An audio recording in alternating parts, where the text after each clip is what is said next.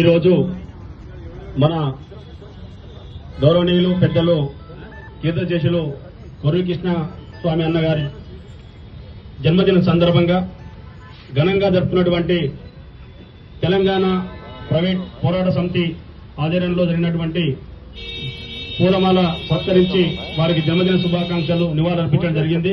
అందులో భాగంగా ఈ కార్యక్రమాన్ని ఇంత ఘనంగా చేసినటువంటి నాగేష్ ముద్రాజన్న గారికి పాదవందనాలు తెలియజేస్తున్నాను.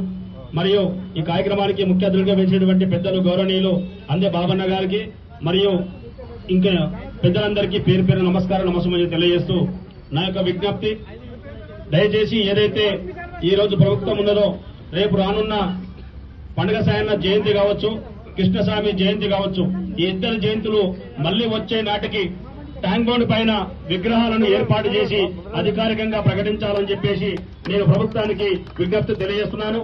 అదే మాదిరిగా ఈ రోజు ఏదైతే కార్యక్రమం జరుగుతుందో ఈ కార్యక్రమాన్ని కూడా మా గౌరవనీయులు ప్రియతమ నాయకులు టీఎంపీఎస్ఎస్ మన నీలం గౌరవ అధ్యక్షులు నీలం మదన్న గారు కూడా వచ్చేది ఉండే కొన్ని అనివార్య కారణాల రాలేకపోయినారు. కావున అన్నగారికి ప్రత్యేకంగా ధన్యవాదాలు తెలియజేస్తూ ఏదైతే ఈ రోజు ప్రభుత్వానికి నేను ఒక సూటి ప్రశ్న తెలియజేసుకున్నా మరియు ముదిరాజు నా అన్నదమ్ములకు కూడా విజ్ఞప్తి తెలియజేస్తున్నాను.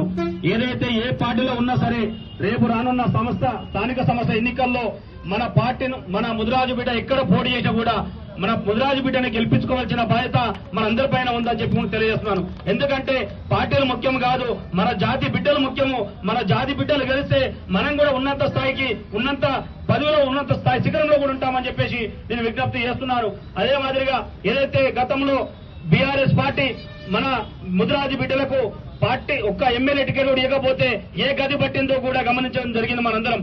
ఈ రోజు బీఆర్ఎస్ పార్టీ అధికారం దిగిపోవడం కారణం ఏంటంటే మనందరికీ తెలుసు, నీలం మదన గారు ఎన్నో సేవలు అందించినప్పటికీ కూడా నీలం మదన గారికి ఒక్క ఎమ్మెల్యే టికెట్ ఇవ్వకపోవడంతో అధికారం మీద కోల్పోవడం జరిగింది.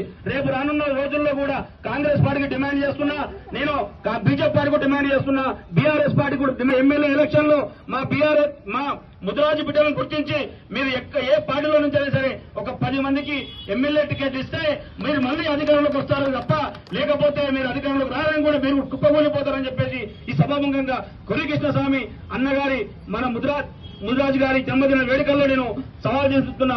దయచేసి అన్నంతగా భావించకుండా మా ముదిరాజులను గుర్తించి మా ముదిరాజు రేపు రానున్న అసెంబ్లీ ఎన్నికల్లో